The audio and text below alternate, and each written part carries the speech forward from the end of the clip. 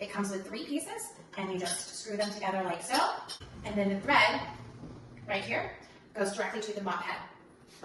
It's adjustable. It comes between 23 inches and 53 inches to reach those up high places and also down low. It also comes with 2 different microfiber mop heads attachments that just velcro right onto the mop pad itself.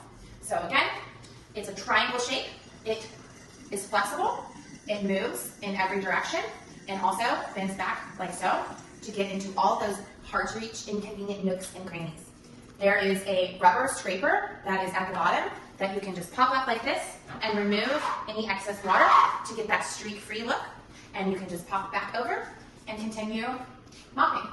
So this adjustable handle allows you to reach up high, and the triangle shape allows you to really get into those hard to reach nooks and crannies where dust builds up. And when you're finished, the microfiber Velcro just pops right off and throw it right into the washing machine. It's washable and dryable in your washing machine. The second mop head is great for water absorption. It can hold more water or cleaning product and get up in those hard to reach areas